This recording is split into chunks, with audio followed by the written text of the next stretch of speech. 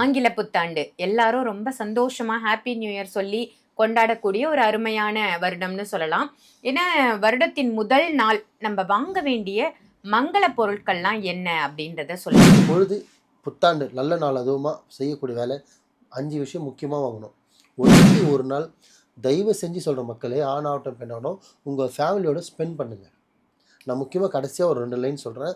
அது மக்கள் மனசில் எனக்காக இந்த மாலிக் பாய்க்காக உங்கள் குடும்பம் நல்லா இருக்கணும், உங்கள் வாழ்க்கை நல்லா இருக்கணும்னா தயவு செஞ்சு இந்த ஒரு வருஷத்துக்கு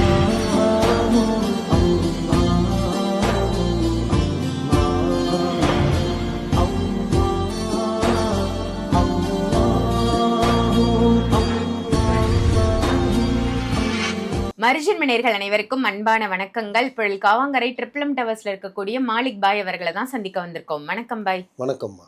பாய், இன்னைக்கான டாபிக் புத்தாண்டு, ஆங்கில புத்தாண்டு. எல்லாரும் ரொம்ப சந்தோஷமா ஹாப்பி நியூ இயர் சொல்லி கொண்டாடக்கூடிய ஒரு அருமையான வருடம்னு சொல்லலாம். ஏன்னா வருடத்தின் முதல் நாள் நம்ம வாங்க வேண்டிய மங்கள பொருட்கள்லாம் என்ன அப்படின்றத சொல்லுங்க பாய். நல்ல விஷயம். நிறைய பொருள் வாங்கணும். வாங்கக்கூடாத ஒரு பொருள் திட்டு, அது உண்மை. அடி, மனைவி கிட்டயோ தாய் தந்தை கிட்டயோ. ஏன்னா வருஷம் ஃபுல்லாக வாங்கிட்டே இருப்பாங்க குழந்தைங்க. ஸோ இது சும்மா சொன்னேன்.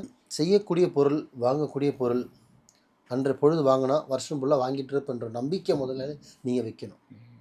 இது ஒரு ஒரு ராசினாலோ இல்லை ஒரு இது பண்ணால், இப்போ நம்ம ஒரு முகூர்த்தம் வருது இல்லையா, பிரம்ம முகூர்த்தம், சுப முகூர்த்தம், ஸோ மைத்திரி முகூர்த்தம், அந்த மாதிரி இது முகூர்த்த நாள் கிடையாது.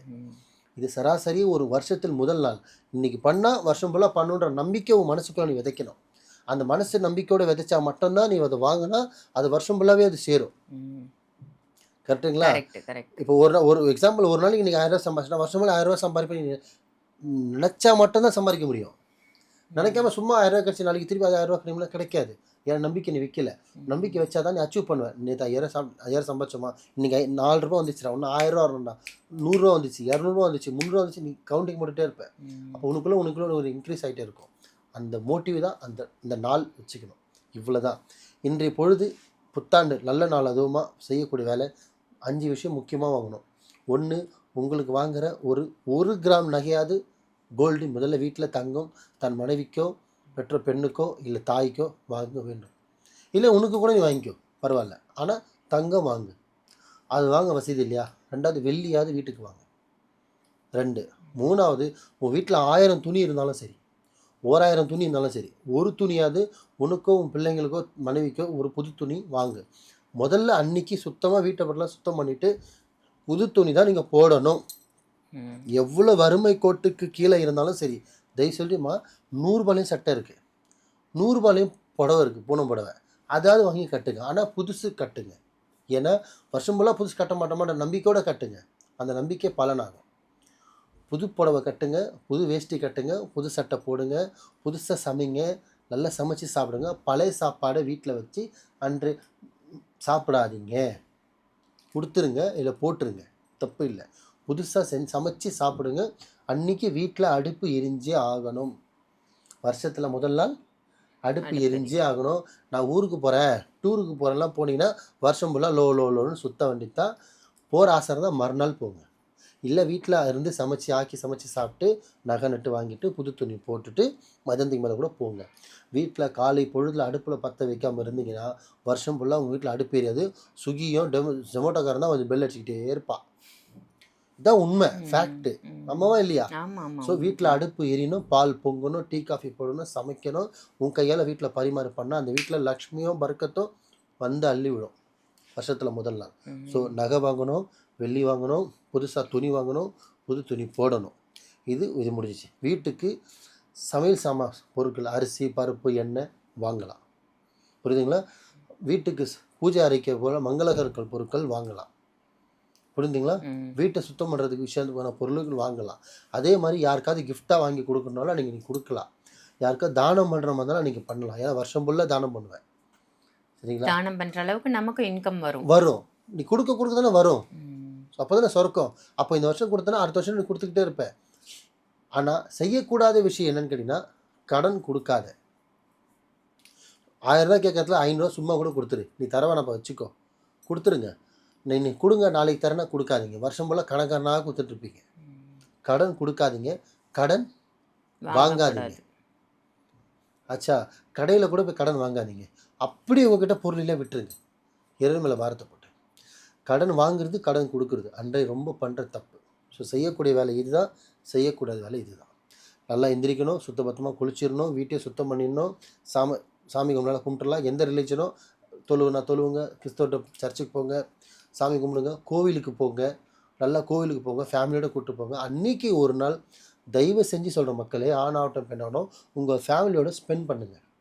நான் முக்கியமாக கடைசியாக ஒரு 2 லைன் சொல்கிறேன், அது மக்கள் மனசில் ஏற்றிக்குங்க. இது முதல்ல சொல்லிடுறேன். ஸோ கோயிலுக்கு போங்க, குடும்பமாக கோயிலுக்கு போங்க, சாமி கும்பிடுங்க, அங்கே இருக்கிற அன்னதானம் இருக்கிறவங்களுக்கு அன்னதானம் கொடுங்க, உங்களால் முடிஞ்ச காசு கொடுங்க. அப்படியே கடைக்கு வரும்போது 4 நகை ஒரு கிராம் வாங்குங்க. 1 கிராம்னா 1 லட்ச ரூபா இல்லை, 10,000 ரூபா தான் வாங்குங்க. இல்லை ஒரு 1/2 கிராம் நகை வாங்குங்க, இல்லை ஒரு கிராம் காயினாவது வாங்குங்க, ஏதோ ஒன்று வாங்குங்க. வெள்ளி வாங்கி இந்த மாதிரி புது துணி வாங்குங்க, வீட்டுக்கு தான ஜாமான் செட்டு வாங்குங்க. இதெல்லாமே எனக்கு வாங்கிட்டு வந்து வீட்டில் வச்சு நிறைய வச்சிங்கன்னா வருஷம் ஃபுல்லாக வீடு நிறைஞ்சி இருக்கும். ஓகேங்களா? ஆனால் எனக்காக இந்த மாலிக் பாய்க்காக உங்கள் குடும்பம் நல்லா இருக்கணும், உங்கள் வாழ்க்கை நல்லா இருக்கணும்னா தயவு செஞ்சு இந்த ஒரு வருஷத்தில் யார்கிட்டலாம் உங்கள் சொந்தம் பந்தம், அண்ணன் தம்பி தங்கச்சி அக்கா பெரியம்மா சித்தப்பா பெரியவங்க சின்னவங்க சண்டை சாடி போட்டு பிரிஞ்சு இருக்கீங்களோ, தயவு செஞ்சு எனக்காக இல்லை உங்களுக்காக உங்கள் நன்மைக்காகவும் அந்த உறவினர்கிட்ட போயிட்டு இறங்கி போய் பேசி உறவு வச்சுக்கங்க. ஏன்னா இந்த 25 பிறந்து 26 வரை நீ வந்திருக்க, இதே இறைவனோட நாட்டம். அடுத்த 27 வரை நீ இருப்பியோ நான் இருப்பேன்னு எனக்கு தெரியாது. அல்லாஹ் அறிவான், இறைவன் அறிவான். அதனால் இறங்கி போய் பேசுகிறதால தப்பே கிடையாது. மாமியார் தப்பு பண்ணியிருந்தால் மருமக போய் நிற்கலாம், மருமகளே தப்பு பண்ணியிருந்தாலும் மாமியார் போய் நின்று தான் ஆகணும். அதே மாதிரி மாமியார் தப்பு பண்ணியிருக்கா, மருமக தப்பு இல்லைன்னா போய் நின்று போய் ஆசீர்வாதம் வாங்க, தப்பே கிடையாது. அம்மா தாய் பிள்ளை எந்த உறவாக இருந்தாலும் சரி, அசிங்கம் பார்க்காம தன் உறவுக்கிட்ட தன் சொந்தத்துக்கிட்ட அசிங்கம் பார்க்க வேண்டிய அவசியமே இல்லை. அப்படி நீங்கள் தப்பு பண்ணியிருந்தோ பேசாமல் இருந்து பகை இருக்குது, என் மாமன் தம்பி அவன், இட சண்டை சொத்து சண்டை இந்த சண்டை அந்த சண்டை, பொண்ணு எடுத்துட்டான் பொண்ணு கொடுத்துட்டான், எல்லாத்தையும் தூக்கி மூட்டை கட்டி வீட்டில் வச்சுட்டு இந்த ரோசத்தை தூக்கி ஓரம் வச்சுட்டு ஆசீர்வாதம் வாங்கிட்டு 4 நல்ல விஷயத்தை பேசுங்க. உறவு நாடு சேர்ந்து இருந்தீங்கன்னா வருஷம் ஃபுல்லாக உறவோடு சேர்ந்து இருக்கலாம். முதல் வருஷமே நீங்கள் பகையை வளர்த்துக்கிட்டிங்கன்னா, அந்த பகையோடு இருந்தீங்கன்னா திருப்பி அந்த வருஷம் ஃபுல்லாக அந்த பகை நீடிச்சுக்கிட்டே போகும். அவங்க தப்பு பண்ணியிருந்தாலும் சரி, நீங்கள் தப்பு பண்ணியிருந்தாலும் சரி, விட்டு கொடுத்து போகிறோமோ வாழ்க்கையில் கெட்டு போன சரித்திரமே இல்லை. ஸோ விட்டு கொடுத்து போங்க, இந்த சொன்னதை கடைப்பிடிங்க. நூயிருக்கு நிறைய பேர் நிறைய பலன் சொல்லுவான், அதெல்லாம் இந்த மாலிக் பேர் சொல்ல மாட்டேன். நேச்சுரல் ஃபேக்ட் என்ன இருக்கோ சொல்லியிருக்கேன். பிடிச்சவங்க அதை ஏற்றுக்குங்க, பிடிக்காதவங்க தள்ளி விட்டுருங்க. நல்லதே நினைங்க, நல்லதே செய்யுங்க, நல்லதே நினைக்கும். Happy new year. சூப்பர் பாய், ரொம்ப சிறப்பாக சொல்லியிருக்கீங்க. எல்லாருக்கும் இந்த புத்தாண்டு இனிய ஆங்கில புத்தாண்டா அமையட்டும். நன்றி பாய். நன்றிம்மா.